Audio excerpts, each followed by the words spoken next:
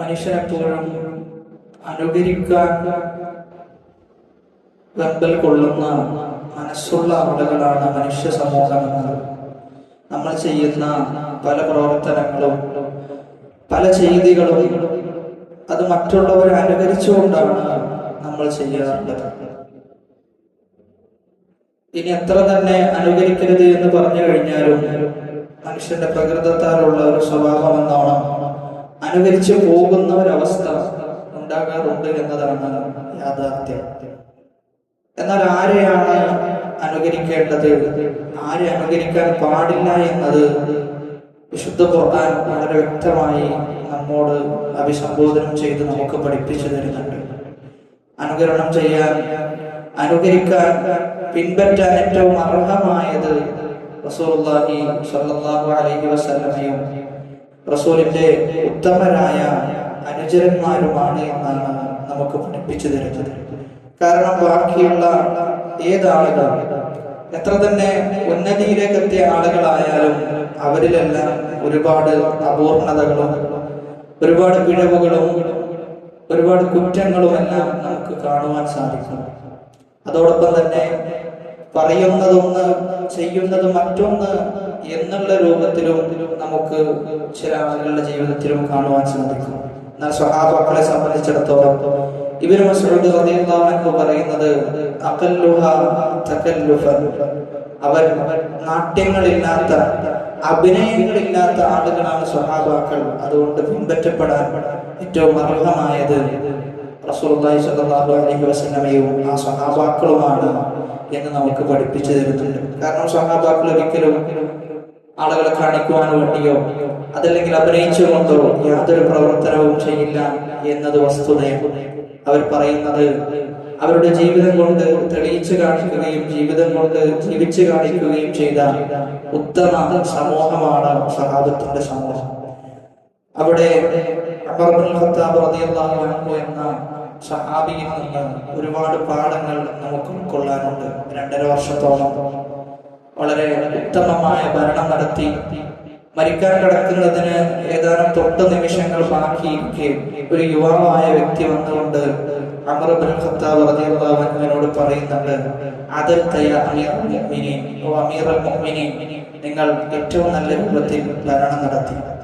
ജനങ്ങൾക്ക് യാതൊരാൾക്കും കുറ്റം പറയാൻ സാധിക്കാത്ത വിധം നിങ്ങൾ ഭരണം പൂർത്തീകരിച്ചു.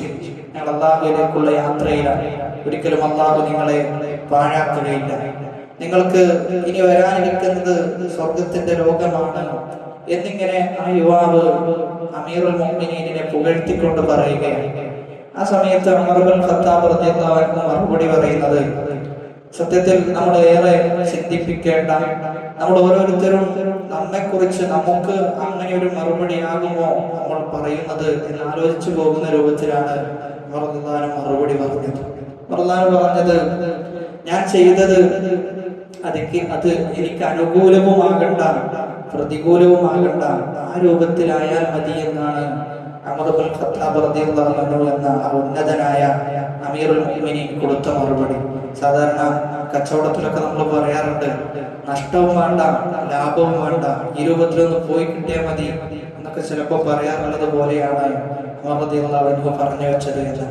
എന്നിട്ട് തിരിച്ച് ആ വ്യക്തി തിരിച്ചു നടക്കുമ്പോൾ, ആ യുവാവായ മനുഷ്യൻ തിരിച്ചു നടക്കുമ്പോൾ ഉമർ റളിയല്ലാഹു അൻഹു പറയുന്നത്, ആ യുവാവായ വ്യക്തിയുടെ നെരിയാണിക്ക് താഴെ വസ്ത്രം പോയത് കണ്ടപ്പോൾ ഉമർ റളിയല്ലാഹു അൻഹു ആ വ്യക്തിയെ വിളിച്ചുകൊണ്ട്, നിന്റെ വസ്ത്രം നീ നെരിയാണിക്ക് മുകളിലാക്കേണ്ടതുണ്ട് എന്ന് പറയുകയുണ്ടായി. നമ്മൾ ആലോചിക്കേണ്ടത്, ആ ഒരു മരണശൈലിയിൽ പോലും തിന്മകൾ അത് വിലക്കപ്പെടാനുള്ളതാണ് എന്നും തിന്മകൾക്കെതിരെ പ്രതിരോധിക്കണമെന്നും തിന്മകൾക്കെതിരെ താക്കീത് നൽകണമെന്ന ഉത്തമമായ പാഠമാണ് ആ സ്വഹാബി നമുക്ക് പഠിപ്പിച്ചു തരുന്നത്. റസൂലുള്ളാഹി സ്വല്ലല്ലാഹു അലൈഹി വസല്ലം പറയുന്നത്, ലതഅ്മുറുന്ന ബിൽ മഅറൂഫ്, നിങ്ങൾ നന്മ കൽപ്പിക്കുക തന്നെ ചെയ്യണം, വലതൻഹൗന അനിൽ മുൻകർ, തിന്മയിൽ നിന്ന് നിങ്ങൾ ജനങ്ങളെ വിലക്കുക തന്നെ ചെയ്യണം എന്ന ഉത്തമമായ സന്ദേശമാണ് ഉമർ ഇബ്നുൽ ഖത്താബ് റളിയല്ലാഹു അൻഹു തന്റെ അവസാന മരണക്കിടക്കയിൽ വെച്ചുകൊണ്ട് നടത്തുന്നത്. ഇവിടെയാണ് നമ്മൾ മനസ്സിലാക്കേണ്ടത്, സമൂഹത്തിന്റെ ഒന്നാകെയുള്ള അവസ്ഥ നമ്മൾ പരിശോധിച്ചു കഴിഞ്ഞാൽ പ്രതികരിക്കുന്ന ജനങ്ങൾ കുറഞ്ഞു വരുന്നു എന്നതാണ് സമൂഹത്തിൽ പലപ്പോഴും പ്രശ്നങ്ങളും കുഴപ്പങ്ങളുമെല്ലാം ഉണ്ടാകാനുള്ള കാരണം. എന്ത് തെറ്റുകൾ മുകളിൽ ഇരിക്കുന്ന ആളുകൾ ചെയ്താലും അതിനെയെല്ലാം ന്യായീകരിക്കുവാനും അതിനെല്ലാം ഒരു മറുവാക്ക് കണ്ടെത്തുവാനും പരിശ്രമിക്കുന്ന അണികളെയാണ് പലപ്പോഴും കാണാറുള്ളത്. എന്നാൽ സത്യത്തോടൊപ്പം നിന്ന് തിന്മയോടൊപ്പം അത് ആരായാലും സഹകരിക്കുകയില്ല, അതിനെതിരെ പ്രതികരിക്കും, അതിനെതിരെ ശബ്ദിക്കും എന്ന ഒരു നിലപാട് മനുഷ്യ മനസ്സിൽ നിന്ന് എടുത്തു മാറ്റപ്പെട്ടതുപോലെയാണ് നമ്മൾ കണ്ടുകൊണ്ടിരിക്കുന്നത്. പലപ്പോഴും തിന്മ ചെയ്യുമ്പോൾ അവന്റെ ജീവിതമല്ലേ, അവൻ എന്ത് വേണമെങ്കിൽ ചെയ്തുകൊള്ളട്ടെ എന്നൊരു നിലപാടിലേക്ക് നമ്മൾ പോകുന്നുണ്ടോ എന്ന് നമ്മളൊന്ന് വിലയിരുത്തേണ്ടതുണ്ട്. അത് കുടുംബത്തിലാകട്ടെ, സമൂഹത്തിലാകട്ടെ, സ്വന്തം ജീവിതത്തിലാകട്ടെ, തിന്മ ചെയ്യുമ്പോൾ അതിനെ എതിർക്കുവാൻ നമുക്ക് സാധിക്കേണ്ടതുണ്ട്. ശക്തമായി അതിനെ എതിർക്കുവാനോ അതിനെതിരെ ശബ്ദിക്കുവാനോ നമുക്ക് സാധ്യമാകുന്നത് എപ്പോഴാണോ ആ സന്ദർഭത്തിലാണ് നമ്മുടെ ഈമാൻ അത് പൂർണ്ണമാവുക എന്നാണ് റസൂലുള്ളാഹി സ്വല്ലല്ലാഹു അലൈഹി വസല്ലം പറഞ്ഞു വെച്ച ഒരു ഹദീസ് കൂടി സൂചിപ്പിച്ച് അവസാനിപ്പിക്കുകയാണ്. നബി സ്വല്ലല്ലാഹു അലൈഹി വസല്ലം പറയുന്നത്, തിന്മ എതിർക്കാൻ സാധിക്കുന്ന ആളുകൾ അതവർ അവരുടെ കൈകൾ കൊണ്ട് എതിർത്ത് കൊള്ളട്ടെ. ഇനി അതിന് സാധിക്കാത്ത ആളുകൾ അവരുടെ നാവ് കൊണ്ട് അവർ എതിർത്ത് കൊള്ളട്ടെ. അതാണ് രണ്ടാമത്തെ പടി എന്നാണ്. പലപ്പോഴും നമുക്ക് നാവ് കൊണ്ട് തിന്മകൾ എതിർക്കാൻ സാധിക്കാതെ പോയിട്ടുണ്ടോ എന്ന് ആലോചിക്കേണ്ടതുണ്ട്.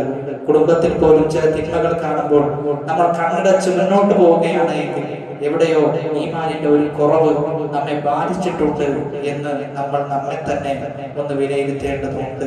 അതുകൊണ്ട് അല്ലാഹു സുബ്ഹാനഹു വ തആല നന്മകളെ പ്രോത്സാഹിപ്പിക്കുകയും തിന്മകളിൽ നിന്ന് ജനങ്ങളെ താക്കീത് നൽകുന്ന ആളുകളുടെ കൂട്ടത്തിൽ നമ്മെ ഓരോരുത്തരെയും ഉൾപ്പെടുത്തി അനുഗ്രഹിക്കുമാറാകട്ടെ. നമ്മിൽ നിന്ന് വന്നുപോയ ചെറുതും വലുതുമായ എല്ലാ പാപങ്ങൾ അല്ലാഹു പുറത്തു മാപ്പാക്കി നൽകുമാറാകട്ടെ. വആഖിറു ദഅ്വാനാ അൽഹംദുലില്ലാഹി റബ്ബിൽ ആലമീൻ. അസ്സലാമു അലൈക്കും വറഹ്മത്തുള്ളാഹി വബറകാതുഹു.